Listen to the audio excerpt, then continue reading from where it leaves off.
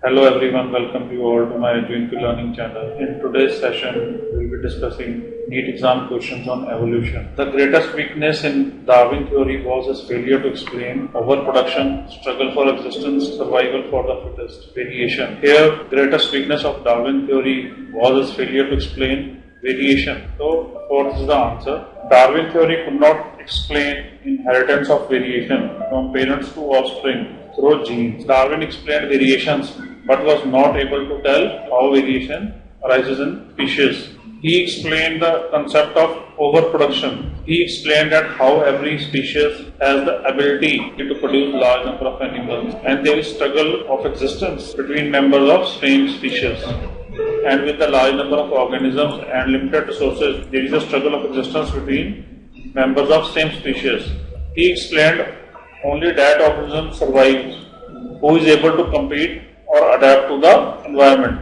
So his theory could not explain variation, how variation takes place. Next question, which one cannot determine phylogenetic relationships? Physiology, biogeography, morphology, embryology. Here, morphology is the answer. It cannot determine phylogenetic relationship. Phylogenetic relationship refers to relative times in the past that species shared common ancestors. Some organisms that appear closely related to some respect may seem more distantly related to other respect. So morphology cannot determine phylogenetic relationship. Scientists uses gene sequencing and molecular analysis to construct a phylogenesis. Factors which were looked by the scientists like physiological or physical trait, reproductive strategies, behavior, environmental factors. These were the factors used to determine relatedness among the organisms. Different organisms show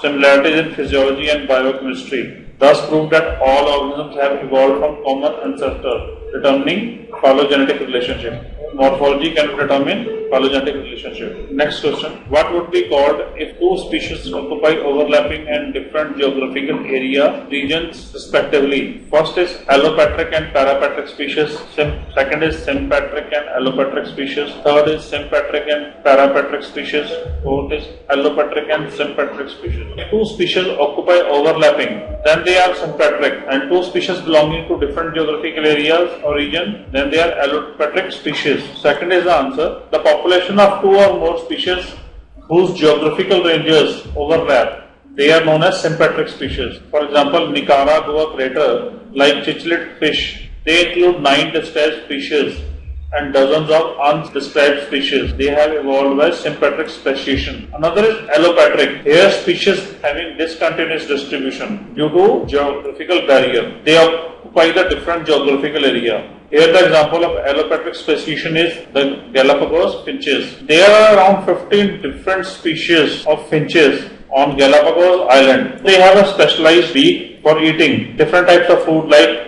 insects, seeds and flowers. Next is parapatric speciation, and it is extremely rare. It occurs when populations are separated not by geographical barrier, but there is an extreme change in habitat. There is an extreme change in habitat. And the example of parapatric speciation is population of grass agrotis tenuis, which span mild taining and normal soils. So individuals that are tolerant to heavy metal, they are tolerant to heavy metals or heritable traits, survive only on contaminated soil, but poorly on non-contaminated soil. So this is parapatric speciation. Another one is peripatric. In peripatric speciation, there is change in habitation. They gain several character traits and pass to their offspring. Next one is artificial.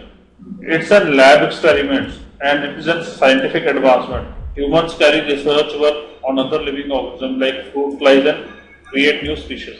Next question, white mustard, Brassica oleracea, has given rise to several types of vegetables through natural selection, artificial selection, selective breeding, both second and third. So here the answer is artificial selection and selective breeding. Fourth is the answer. This white mustard give rise to several types of vegetables through artificial selection and selective breeding. Selective breeding is also known as artificial selection. It is a process by which humans use animal breeding or plant breeding selectively and develop their phenotypical traits. So new phenotypical traits are created by humans by animal breeding or plant breeding. So by doing this selective breeding, they can have better quality products and higher yields in plants and animals. So next question.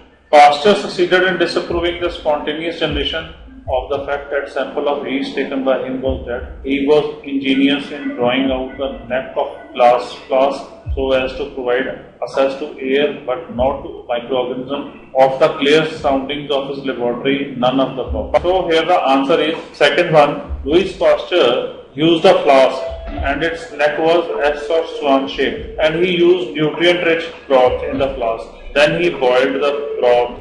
Then he allowed the broth to settle. As the shape of the flask was S-shaped, the infusion was exposed to air.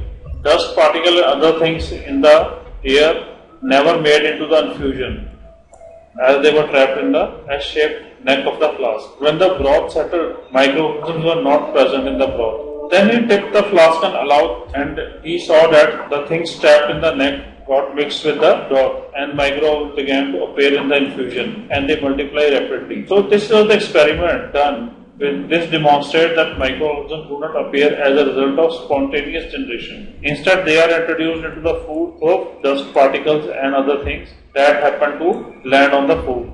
So next question. Which evidence proves that ancestors of all vertebrates are similar? Geography, zoology, homology and embryology. As the evidence for ancestors of all vertebrates are similar, this is proved by the embryology. Geography is the study of physical features of earth and environment. Physiology is the study of normal functioning of living organisms. Homology is the structural and morphological similarity between two species or organs. Embryology deals with the study of embryos and its developmental stages. So embryology is the answer.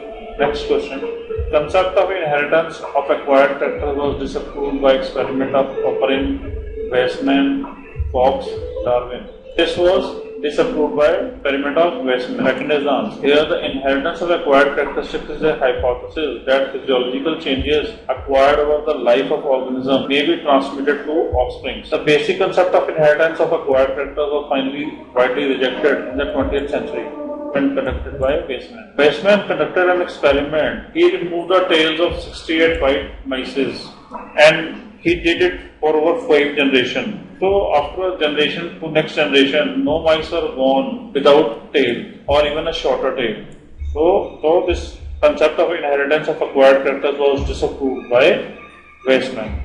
That's all for today. You subscribe and share EduInfo Learning channel for more questions, or you can visit our website cbse.eduinfo.com or neet.eduinfo.com.